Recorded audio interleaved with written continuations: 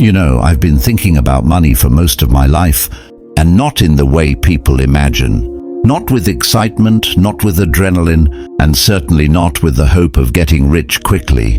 When I was young, I believed money was something you earned by being smart. As I grew older, I realized money is mostly about behavior, about how you react when things go wrong, about how calm you remain when everyone else is panicking, and about how patient you are when nothing seems to be happening. Benjamin Graham was born in 1894, long before smartphones, index funds, or financial influencers.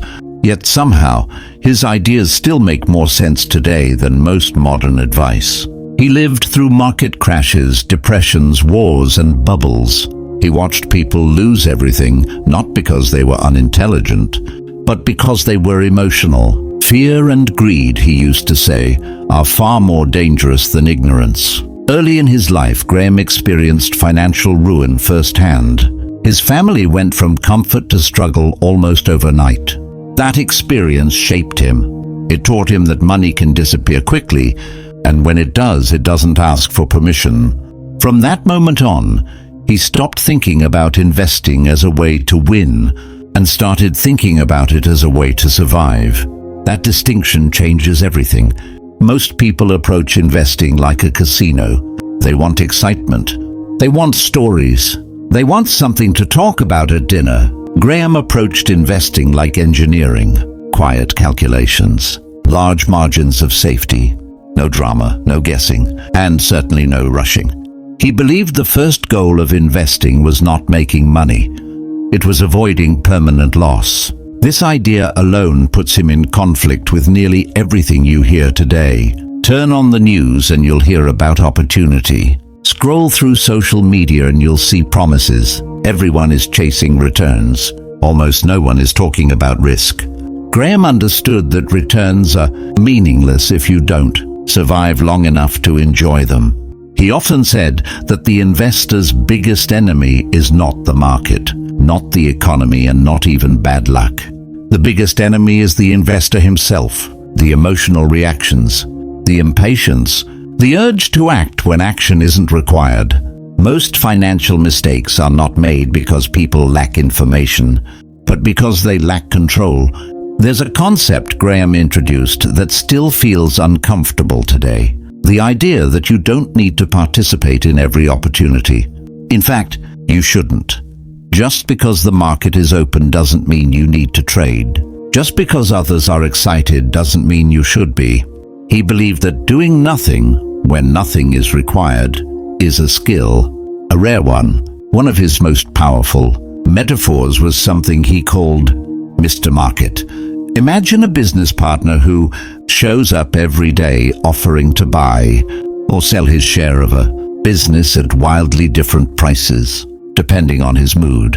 Some days he's euphoric, some days he's depressed, and some days he's irrational. Graham said your job is not to listen to him. Your job is to take advantage of him when he's wrong. Most people do the opposite. They buy when Mr. Market is excited and sell when he's terrified. They feel smart when prices rise and foolish when prices fall. Graham taught that price fluctuations are not signals of intelligence or failure. They are opportunities created by emotion. He believed that investing should feel almost boring. If it feels thrilling, you're probably speculating. If it feels calm, structured, and slightly dull, you're probably doing it right. That idea alone disqualifies most modern investment advice.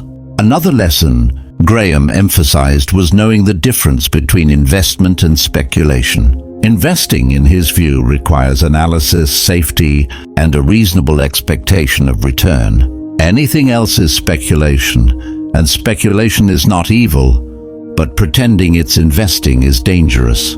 Most people don't lose money because they speculate. They lose money because they speculate while believing they are investing. He also understood something deeply human. People hate being wrong more than they hate losing money. So they hold on to bad decisions. They rationalize. They wait for just one more bounce. Graham taught that discipline means admitting mistakes early, not defending them emotionally. One of his most misunderstood ideas is the margin of safety. It sounds technical, but it's actually simple. Always leave room for error. Assume you might be wrong. Assume conditions may change. Assume life will surprise you. When you build that assumption into your decisions, you stop needing perfection. Graham never promised fast results. He promised protection. He promised survival. He promised that if you followed sound principles long enough, time would work in your favor. That message doesn't sell well today, but it works, and it always has. He believed wealth was built not by brilliance, but by consistency. Not by prediction, but by preparation, and not by confidence, but by humility. Most people want investing to be easy.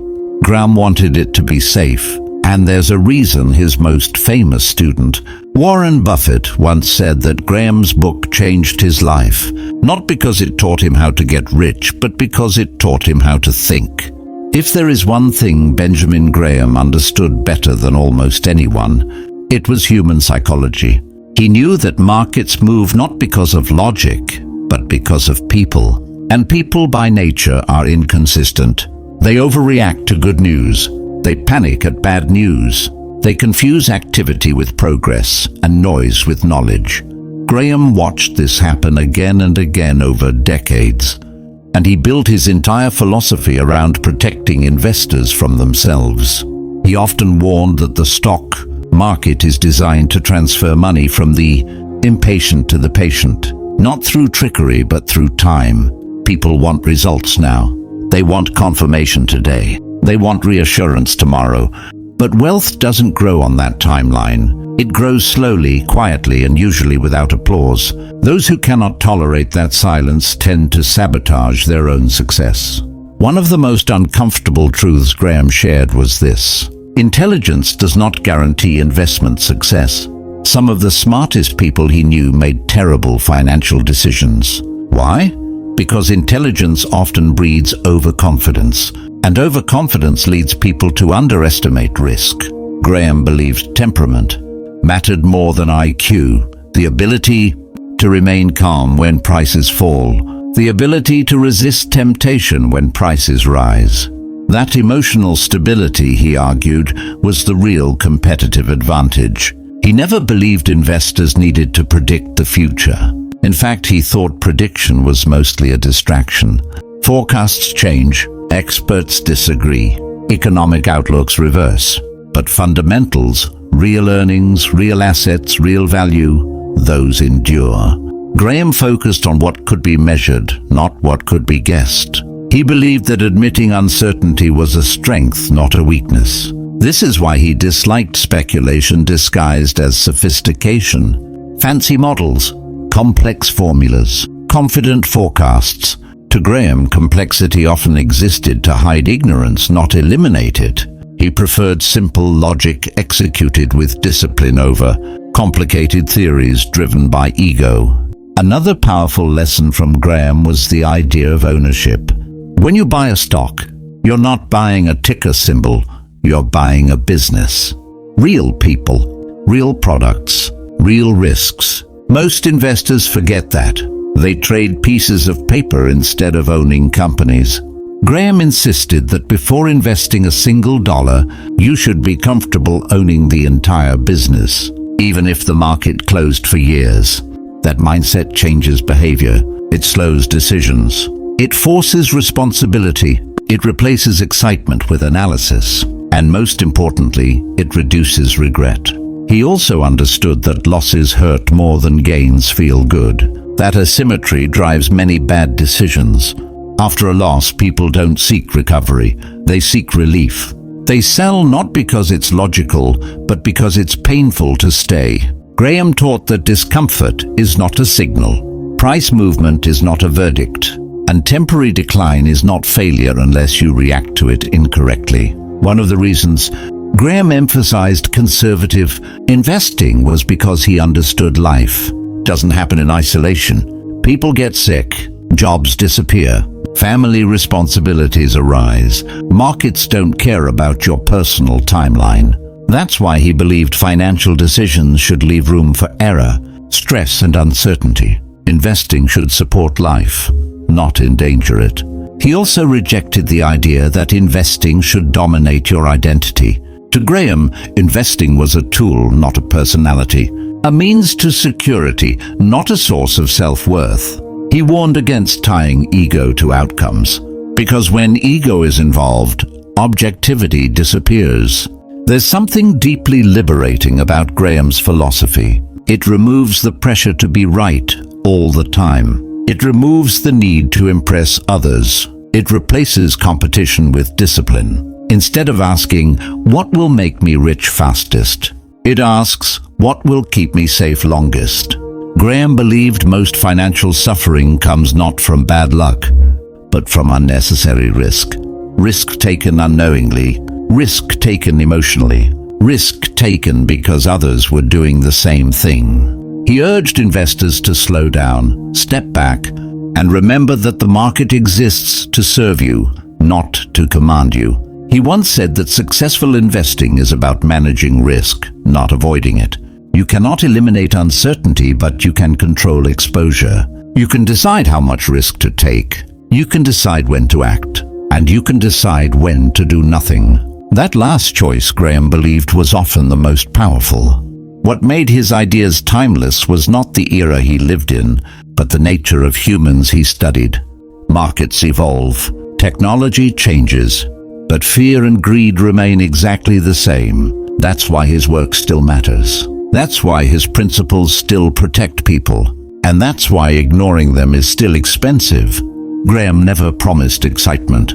He promised resilience. He never sold dreams. He offered discipline. And in a world obsessed with shortcuts, that may be his greatest legacy. Now let's talk about what truly separates ordinary investors from the ones who thrive over decades. Graham always emphasized patience, but not the passive kind. He meant active patience, the discipline to wait for the right opportunity, while continuing to learn, to observe, and to refine judgment. Many people think patience is doing nothing. Graham knew that patience is doing the right thing at the right time, even when it's uncomfortable, even when the world is impatient. He also warned against chasing trends. Just because everyone is excited about a new technology, a new market, or a new investment, does not mean it is suitable for you. Herd mentality is one of the most dangerous forces in investing. Graham used to say, the investor's chief problem, and even his worst enemy, is likely to be himself. It's easy to look at what others are doing and convince yourself you're missing out, but missing out on hype is far less costly than losing your principle to it. One of the most misunderstood aspects of Graham's philosophy is the emotional benefit of investing conservatively. Many think it's boring or slow, but he saw it differently. Conservatism breeds confidence. Confidence breeds composure. Composure allows you to act decisively when the rare opportunity arises because you haven't exhausted yourself chasing every flash in the pan. Over a lifetime, that composure compounds faster than the returns from any single trade.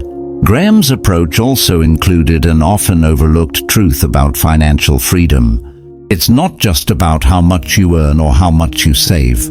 It's about control. Control over your decisions, control over your risk, and control over your time. Investing wisely gives you options. It doesn't guarantee fortune, but it guarantees opportunity. And opportunity, in the long run, is more valuable than any short-term gain. He also believed in humility. Humility to accept mistakes, humility to recognize limits, and humility to understand that luck plays a role in success. Overconfidence blinds you. Humility keeps you alert. Graham knew that investors who recognize their own limits are more likely to survive the inevitable storms of the market, and survival in investing is the first step towards success. Another cornerstone of his philosophy was the separation of investing and speculation. Graham always reminded people to be brutally honest with themselves. Are you investing or speculating? Speculation isn't forbidden, but it should never masquerade as disciplined investing. People who blur that line consistently pay the price. Discipline, analysis, and a focus on intrinsic value, that's investing. Everything else is gambling. Graham also knew the value of simplicity. In a world obsessed with complexity and analysis paralysis, he championed simplicity. Buy businesses you understand. Buy assets with clear value. Ignore noise. Avoid unnecessary risks. Keep your strategy simple, repeatable, and resilient. Complexity may look impressive, but it often hides vulnerability. Simplicity, practiced consistently, produces results that endure. Perhaps one of the most profound lessons from Graham is the interplay between money and life. Money is a tool, not a purpose. Protecting your wealth ensures freedom, but the ultimate goal is a life well lived. He frequently reminded students that investing wisely allows you to focus on what matters: family, health, learning, and meaningful experiences. Wealth without purpose is hollow. Success without discipline is fragile. At the end of the day, Benjamin Graham's legacy is not just the strategies or numbers he taught, but the mindset that values preparation over luck, patience over impulse, and humility over hubris. A mindset that recognizes the power of compounding, not just in money, but in wisdom, character, and resilience. He offered a framework that shields investors from their worst instincts while guiding them toward consistent, reliable growth. And here's the final truth. Graham wanted everyone to understand: investing is a marathon, not a sprint. There will be downturns, there will be mistakes, and there will be fear. But with discipline, patience, and a clear understanding of risk, you can endure those moments. You can protect your capital, and over time, the results will take care of themselves. So if you take one lesson from Benjamin Graham, let it be this: control what you can, prepare for what you cannot, and never let emotion dictate your decisions. Build a strategy that protects you first, rewards you second, and allows you to live a meaningful life throughout. Because at the end of it all, money is fleeting, but the lessons you learn and the wisdom you carry are lasting. And that, more than anything else, is the real wealth Graham wanted you to embrace.